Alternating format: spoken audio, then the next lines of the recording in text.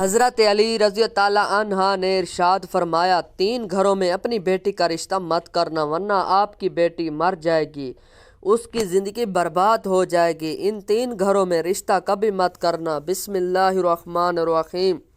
شروع کرتا ہوں اللہ کے نام سے جو بڑا مہربان نہایت رحم کرنے والا ہے۔ محترم ناظرین، ایک روز حضرت علی رضی اللہ عنہ اپنی بارگاہ اقدس میں موجود تھے۔ ایک مالدار شخص آیا اور بہت پریشان تھا، اس کے چہرے پر پریشانی کے آثار نمایاں نظر آ رہے تھے۔ اس نے حضرت علی رضی اللہ عنہ کی بارگاہ اقدس میں عرض کی، اے امیر المومنین، میں بہت پریشان ہوں، میری پریشانی آپ ہی دور فرما سکتے ہیں۔ حضرت علی رضی اللہ عنہ نے فرمایا، کیا مسئلہ ہے؟ کون سی بات ہے جو تمہیں مجھ تک لے آئی ہے؟ اس مالدار شخص نے عرض کی، اے امیر المومنین، میں اپنی پیاری بیٹی کا رشتہ کرنا چاہتا ہوں، ڈر جاتا ہوں کہ کہیں میری بیٹی کہیں دکھ اور تکلیف اور پریشانیوں میں مبتلا نہ ہو جائے۔ میری بیوی اور میں صلاح بام کر کے آپ کے پاس آپ کی خدمت اقدس میں حاضر ہوئے ہیں۔ مجھے کوئی ایسا گھرانہ بتائیں جس سے میری بیٹی کا گھر آباد رہے اور ہمیشہ ہمیشہ کے لیے خوش رہے اور ہم اپنی پیاری بیٹی کا گھر ہنستا بستا دیکھ کر خوش رہیں۔ اس مالدار کی ہر بات میں وزن تھا، اسی لیے حضرت علی رضی اللہ عنہ نے فرمایا، اپنی بیٹی کا رشتہ کرتے وقت صرف 3 چیزوں کا خیال رکھنا۔ آپ کی بیٹی کا گھر ہمیشہ آباد رہے گا، اس کو اپنا گھر جنت محسوس ہوگا۔ آپ رضی اللہ عنہ نے فرمایا، آپ کے گھر میں بیٹی تو ملکہ ہوتی ہے اور باپ کس لیے تو فکر مند ہوتا ہے۔ جب بیٹیاں باپ کے گھر میں جوان ہو جاتی ہیں، باپ کو اپنے گھر کی 4 دیواری چھوٹی لگنے لگتی ہے تاکہ اس کی بیٹی کو کبھی بھی گرم ہوا بھی چھو کر نہ گزرے۔ اسی لیے اے مالدار شخص، نہ ہی تمہاری بیٹی کو تمہاری دولت خوش کر سکتی ہے اور نہ ہی اونچے مکان والے گھر خوش کر سکتے ہیں۔ اسی لیے جب بھی اپنی پیاری ڈولی بیٹی کا رشتہ کرنے لگو، صرف 3 چیزوں کا خیال کر لینا، آپ کی بیٹی کا گھر آباد ہو جائے گا، وہ بہت خوش رہے گی۔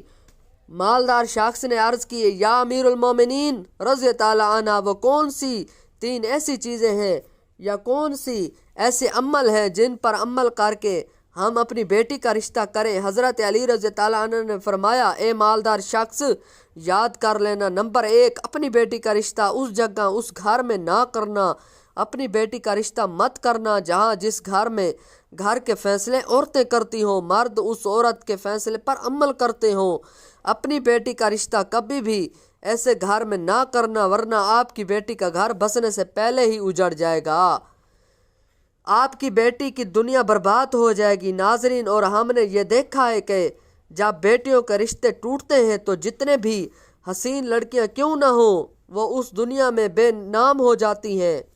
اس کو نہ گھر والوں سے پیار ملتا ہے، نہ میکے والوں سے پیار ملتا ہے، تو میں کیوں پر اپنے شوق پر خود کو بوجھ سمجھوں؟ اور ایسا ہم نے دیکھا ہے، بھائیوں نے بھی بہن کو بوجھ قرار دیا ہے۔ ایسے کئی گھر ہیں، ہم نے اپنی آنکھوں سے دیکھے ہیں۔ اسی لیے ان کو ہر چھوٹے اور بڑے تانے دیتے ہیں، نہ اس بچی کو دن کو سکون ہوتا ہے اور نہ رات کو نیند آتی ہے۔ وہ ماں باپ کو دیکھتی ہے، وہ اسی فکر میں رہتی ہے کہ میری وجہ سے میرا میکا، یعنی ماں باپ بہن بھائی پورا گھر پریشان ہے۔ وہ گھٹ گھٹ کر مرنا شروع ہو جاتی ہے، آخر کار تھک ہار کر تو وہ اپنے شوہر کو اپنا لیتی ہے اور شوہر کے ظلم و ستم کو، اس کے تانوں کو گہنا بنا کر پہن لیتی ہے، یا پھر اپنی زندگی سے روٹھ کر بیمار پڑ جاتی ہے۔ اسی لیے اے مالدار شخص، اس گھر میں اپنی بیٹی کا رشتہ کبھی نہ کرنا جس گھر کے فیصلے عورت کرتی ہو۔ نمبر 2، حضرت علی رضی اللہ عنہ نے فرمایا، اے شخص، کبھی بھی اپنی بیٹی کا رشتہ اس گھر میں نہ کرنا، اس گھر میں مت کرنا جہاں عورت کی عزت نہ ہوتی ہو، یہاں سے صرف مرد ہی حکمرانی کرتا ہو، وہاں اپنی بیٹی کا رشتہ نہ کرنا ورنہ تمہاری بیٹی کا گھر بسنے سے پہلے ہی اجڑ جائے گا۔ ناظرین، ہم نے اپنے ارد گرد یا کہیں نہ کہیں ضرور دیکھا ہے اور یا سنا ہے، ایسے گھر بھی ہیں جو عورت کو اپنی جوتی کی نوک پر رکھتے ہیں، حالانکہ اللہ تعالیٰ کے پیارے نبی، ہمارے نبی، پیارے نبی حضرت محمد صلی اللہ علیہ وسلم نے فرمایا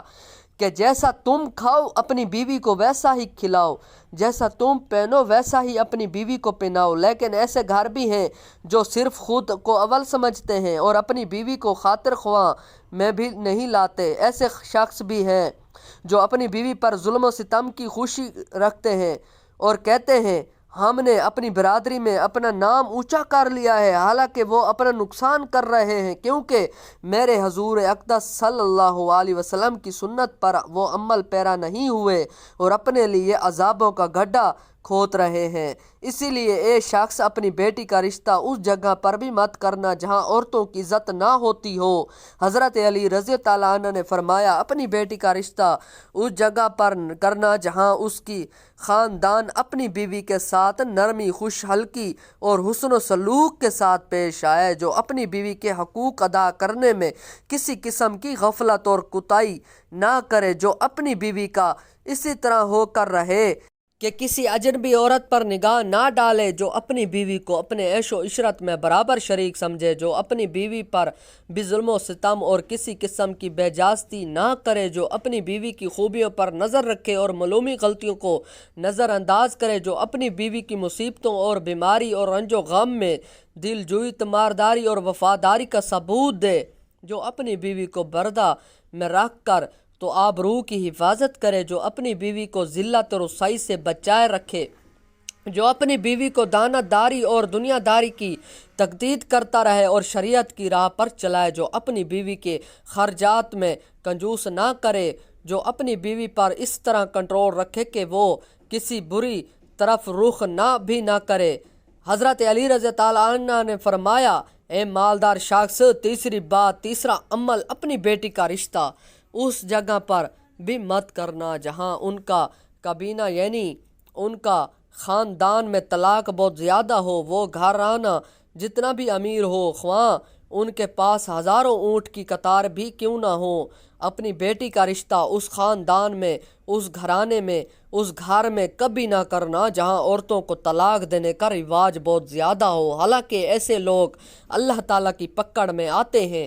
میرے اللہ تعالیٰ کا ارشاد مبارک ہے طلاق دینے بدترین عمل ہے، کیونکہ یہ عمل شیطان کو بہت پسند ہے۔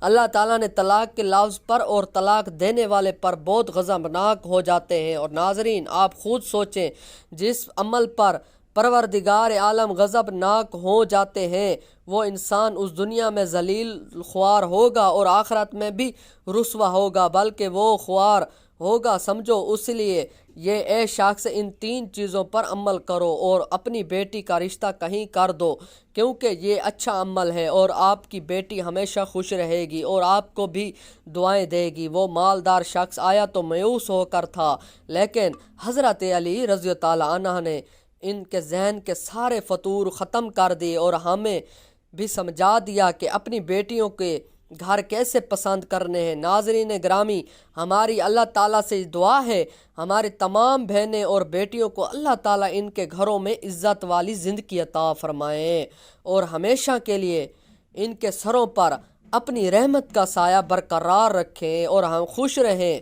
اللہ پاک سے دعا ہے کہ اللہ پاک ہمیں ان تمام باتوں کو سننے، سمجھنے اور ان پر عمل کرنے کی توفیق عطا فرمائے، آمین۔ ناظرین، ویڈیو پسند آنے پر ویڈیو کو لائک کر دیں اور دوستوں کے ساتھ شیئر کرنا نہ بھولیں اور ہمارے چینل کو بھی سبسکرائب کر دیں۔